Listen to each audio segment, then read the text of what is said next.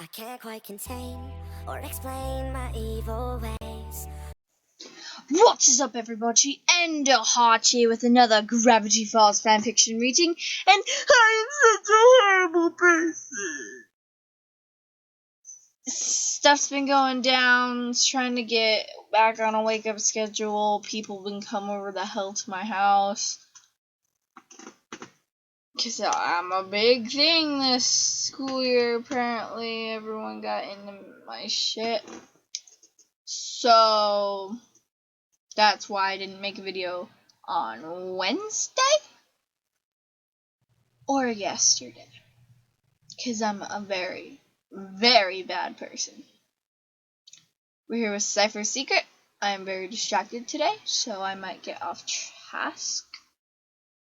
But let's get this thing started. I should pause my music because I'm listening to music and that makes me distracted. Asaf ran as fast as his legs allowed him to, until he tripped and fell face first on the floor. Then he heard laughs. "Oh my god! Oh my gosh!" said a feminine voice from behind the trees around the forest. As Asaf tried to stand up, he winced in pain at first, but then recomposed quickly, not wanting to look weak to whoever was there, though he knew who was there. Seriously, that was the funniest thing ever. And then, in a blink, Dana was at his side, carrying a white and navy blue backpack in her left arm, hanging in her forearm. Something about her smirk made Asaf very uncomfortable about the situation he was in. Asaf narrowed his eyes at the orange-haired girl, silently threatening her. She either ignored his warning or didn't notice. It was probably the first one, since Dana was usually smarter than she seemed. Seeing as the girl didn't stop grinning, Asaf decided to tell her the truth. "I am not amused." However, upon hearing this, Dana's grin widened. "But I am. Now get up." She extended her right hand to him, since she was already holding her heavy backpack with the left forearm.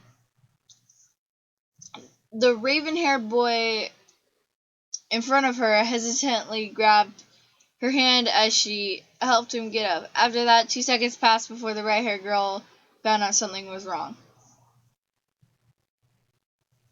Before the red-haired found out that there was something wrong. "Dan?" Dana called, and then rolled her eyes when she was met with absolute common silence. She didn't seem to worry about the fact that he could be in danger. He could take care of himself in that case. And it's not like she'd save him during any monster's attack either. "Don't tell me you got lost again," she murmured to herself, face-palming until something tugged at her shirt. Since she barely saw what was tugging at her shirt, Dana completely panicked and lost her cool rather quickly. "Monster is kidnapping me! Do something, Mom, help me!" Before Asaf could extend his hand to help her, the red-haired was pushed to the bushes behind her, and everything was silent. What the fuck? Oh. And everything was silent. All Asaf heard was a blood-piercing scream peeking through his ears before something came out of the bushes where Dana had been pulled before. It was just Daniel. Neither a monster nor any creature, being followed by a very pissed-off Dana, who was trying to hit his head with a baseball bat that had come from God knows where. This cat and rat chasing had been going on for a few seconds, until Dana gave up on chasing her twin and decided to aim the baseball bat at him instead. Surprisingly, it worked. The baseball bat flew through the clearing until it hit Daniel in the back of the head, catching him off guard. I'm confused about where we are in this story. I've been losing my I've been losing my place a lot in the previous chapters, like the last 3 episodes. Sorry. With impact of the bat, Daniel fell forward and hit his head on a tree ahead of him. The younger twin fell to the floor, his head throbbing and everything around him spinning. Trying to find something else to lean against other than a tree, but failing to do so, he gave up and then simply sat on the floor, the world suddenly fading and being replaced with stars and galaxies instead. Did he just die or something? What was that for? Daniel asked, clutching his head, trying to make everything stop spinning around. His attempts to soothe the pain were in vain. It rhymed. As his head kept throbbing with the bat's hit. His sister was bad, and he knew that. Damn it, now I'm hungry for some reason. Damn it, Bill! Don't scare me again, moron! Dana shouted, still panting due to the... I don't know that word, but mainly because she was trying to stabilize her breath, since she hadn't just had a heart attack thinking a monster had tried to kidnap her. Thankfully, she found her brother and no monster, and she dared to call herself a prank monster. What Daniel just did was simply yet amusingly incredible. He almost gave me a heart attack. Also, I've always wanted to hit someone with a baseball bat. With a baseball bat. You're my first victim, but not the last. She smirked. Her words made absolutely no sense to Azaf and Daniel. You're insane, her brother pointed out, narrowing his nut brown eyes. He knew this insult would do nothing to her sister, not even bother her. In fact, he wasn't surprised when Dana gave her the answer. Oh, wow. Oh, thank you. She took it as a compliment. I could fix her problems with a baseball bat as well, Daniel thought. And then he started to wonder where she had gotten that baseball bat. It didn't fit in that backpack she was carrying, especially because it was full of food and water. And lots of things for pranks. As if there was some kind of prank in the middle of the forest, thought Daniel. Guys, listen! Azaf said, annoyed. That was not Azaf. Guys, listen! Azaf said, annoyed. I did not establish correct voices for Daniel, Azaf, or Dana, so... Azaf said, annoyed, interrupting the conversation, which was amusing, but worthless. If he didn't tell them what he wanted to say quickly, Azaf had a probable probable, though low, chance of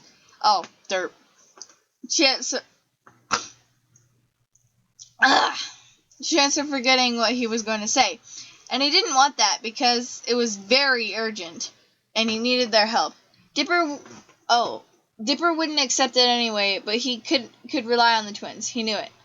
I called you here for one reason. Dana and Daniel turned to him and listened with interest. Something told the twins this was an important matter, due to the worried glint in Azaf's eyes. However, the raven-haired boy let out the next phrase. Something inside this... never mind. Something inside the siblings broke. Their patience, apparently. It's about Bill's son. Daniel groaned when his friend said these 4 words. He knew this meant trouble, though his friend didn't seem to care. Azaf always had been a worrywart, but Daniel noticed he was barely interested in the consequences of his act, or even his ideas. Is that why you call this in the middle of the day? He asked, throwing his hands in the air, showing how disappointed and frustrated he was. It's getting dark already. For everyone's surprise, Azaf knew this would be his partner's reaction. Our mentors have dismissed us because of that. You don't want to cause problems, do you? Dana watched their argument with interest. Something told her to get some popcorn. She opened her backpack and got a pack of popcorn somehow out of her backpack and started to eat it, watching everything with a smirk on her face. I wish I had brought some Coke along. It was a shame that my backpack was already full when I had the idea. She thought, a little disappointed inside, but bringing the popcorn was a good idea, though. Knew it would be useful. Haha. She thought.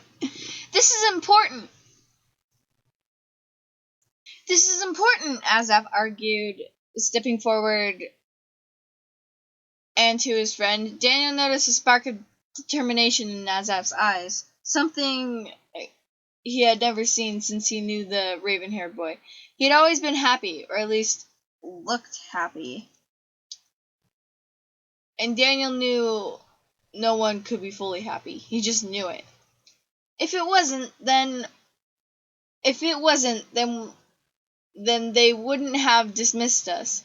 Daniel sighed. He hated to admit it, but his colleague had a point. A very good one. They could have continued their classes normally if the four of them hadn't decided to talk about it. Apparently, Kinessi and Beatrice wanted to prevent further problems with the subject. I had a flashback, but it was different. It was about Bill and our mentors before my deal. So every single freaking person made a deal? What is up with demons and deals today? I've been making a lot of deals recently. I can't stop, and I'm freaking screwing myself over. And screwing up other people's lives with my deals for some reason. Making things a lot harder for them. Which is really weird now that you think it. Oh my god, now that you think about it!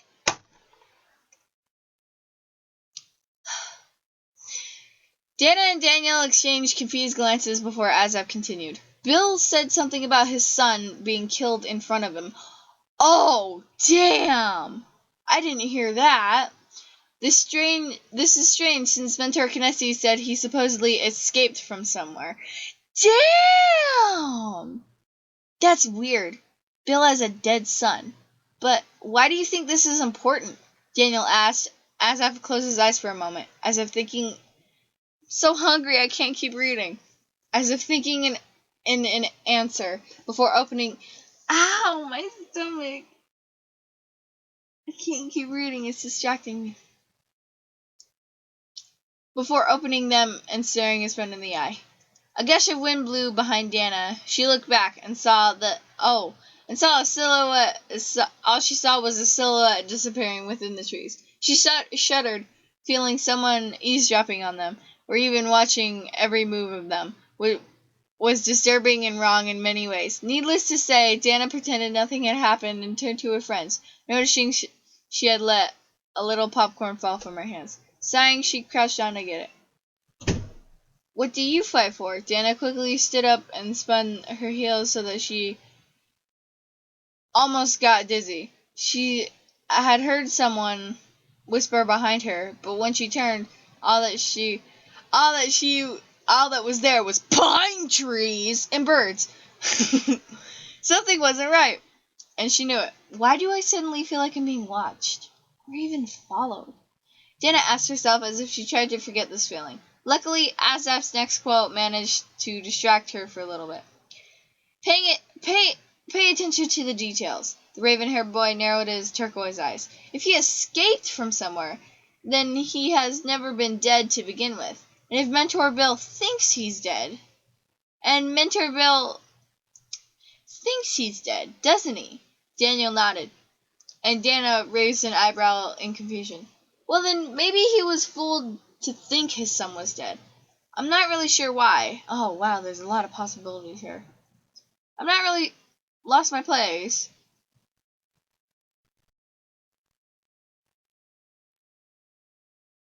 Shit. I cuss a lot in my videos. I'm sorry about that. And Mentor Bill thinks he's dead, doesn't he? Daniel nodded while Dana raised an eyebrow in confusion. Well, I'm just another copy of Markiplier then if I cuss a lot in my videos. Markiplier! Well, then maybe he thinks his son was... I want to do Bill again. Bill was fun to do. To think his son was dead. I'm not really sure why, or how, or who would do it, though. The male twin found this concept rather interesting, but Azaf was forgetting one thing. Isn't Bill all-seeing and all-knowing? He asked. He would have known if his son was still alive, wouldn't he? Azaf shook his head. For this, he had an even clearer explanation. Remember when Dipper's eyes turned yellow in his animal form? Danielle and Dana nodded. She was still confused, but tried to follow. Mentor Bill said he didn't know why, because he was all saying about our world, not the demon world. So maybe his son was killed in the demon world without Bill knowing.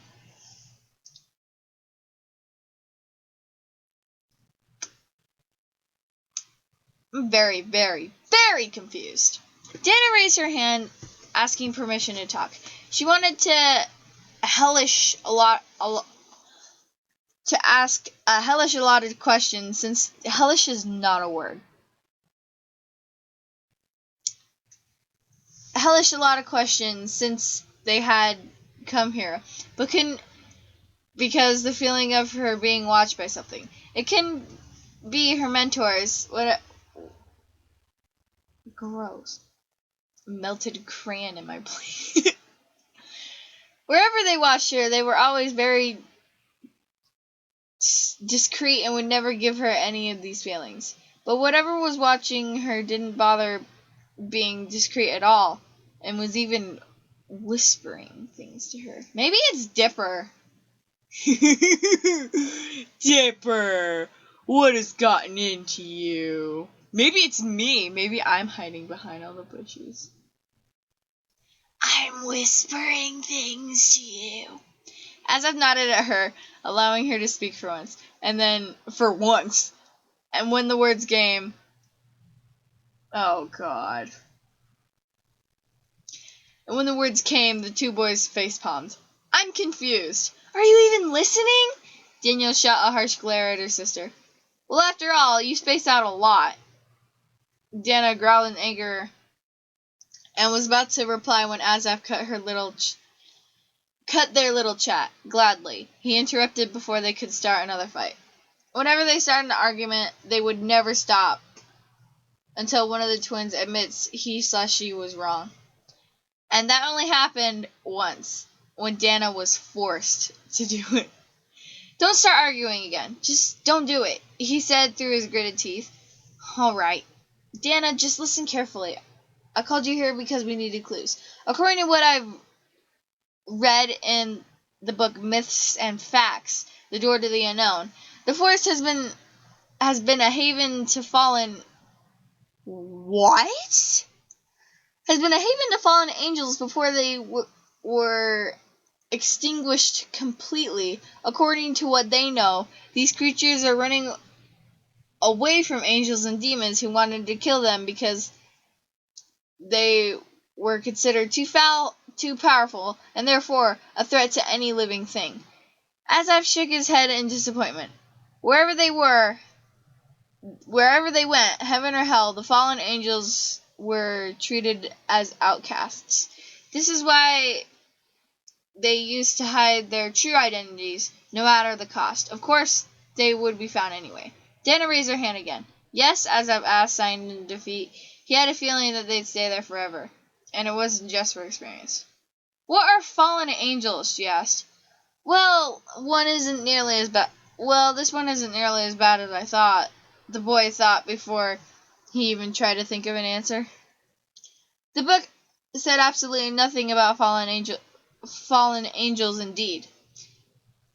How come every time I say fallen angels, I think of freaking Greg from Over the Garden Wall? Not Greg Steven Universe, Greg from Over the Garden Wall, Teacup Man.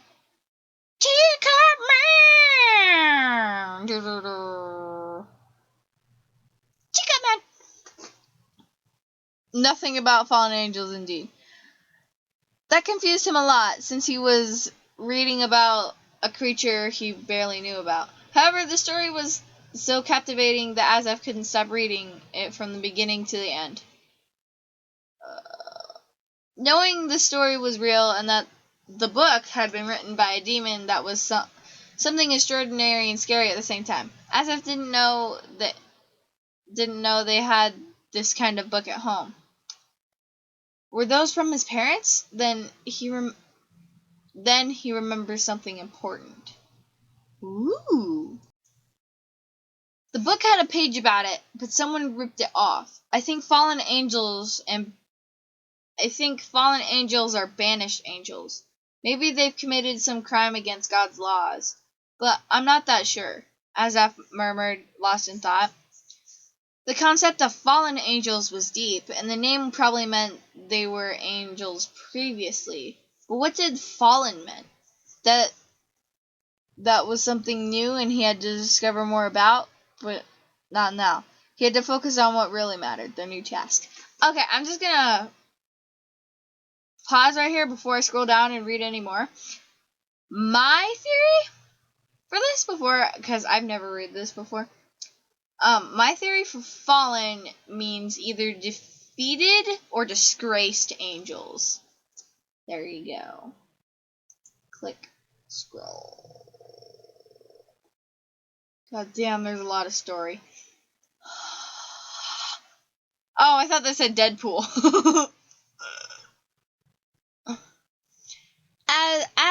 What do you intend to do by bringing us here? Daniel's voice snapped the boy out of his thoughts, as if cleared his throat.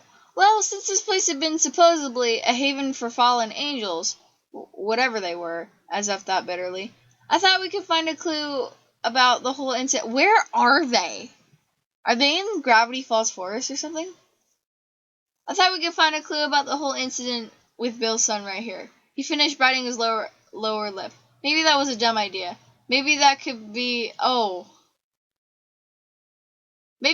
considered suicide. Maybe that was so stupid that not even the stupidest person in the world would accept it. But his friends were interested, no matter how dangerous, suicidal, or stupid it sounded. They accepted the task. The twins looked clearly interested, especially the girl. Really? Dana said, a smile tugging at the corner of her lips. Great! Finally I'll be able to use my detective skills! Daniel facepalmed. What detective skills? He deadpanned. Oi! Dana protested, spinning on her heels and narrowing her eyes at the orange-haired preteen standing at her side. I've watched 450 episodes of Case Closed and CSI. There's no way I can solve a case after that. There's no way I can't solve a case after that. Well, you need to have experience, Dana. Come on. She pointed out, smirking at him as if she had said something really smart, which she hadn't. Daniel knew his sister's quirks, and watching mystery novels was one of them. Something he had really hated when she pretended she was some kind of great detective that then tried to solve a mystery that didn't exist at all. That made him furious. Okay, Daniel muttered, waving his hand at her dismissively. Guys, please, Azaf murmured in defeat. They're like wild lions, hard to tame, he thought. He kept explaining, according to my book, when going somewhere to get food and fresh water, the fallen angels used to leave their own feathers behind so they wouldn't get lost. The way back. Since their feathers were black and white colored, they wouldn't misunderstand them for a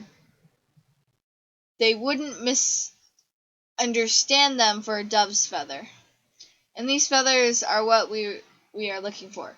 He explained. He didn't know if that was 100% true, since it was a demon who wrote it, and they aren't very trustworthy, though Azaf had to give it a shot.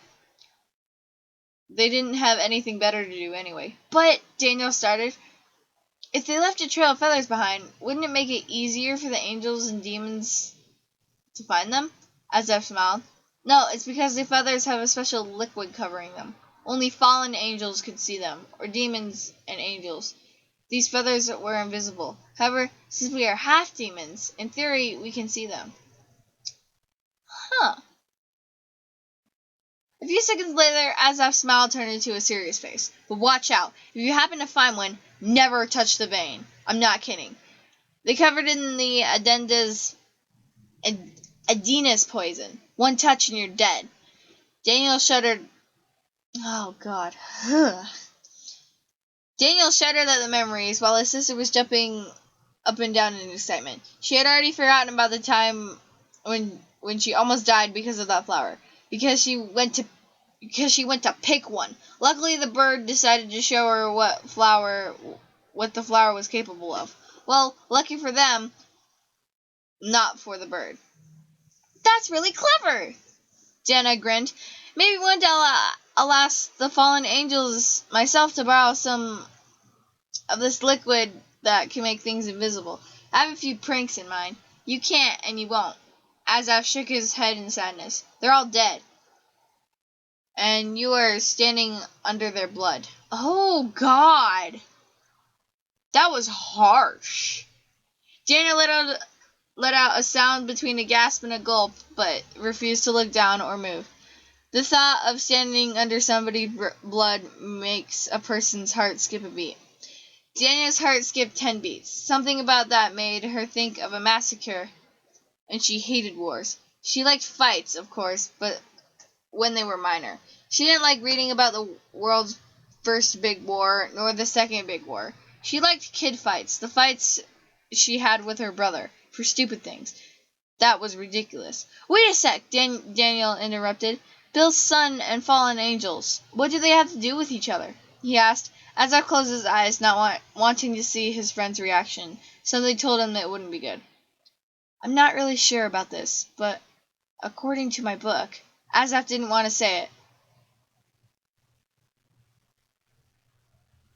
What? Azaf didn't want to say it, but he forced himself to.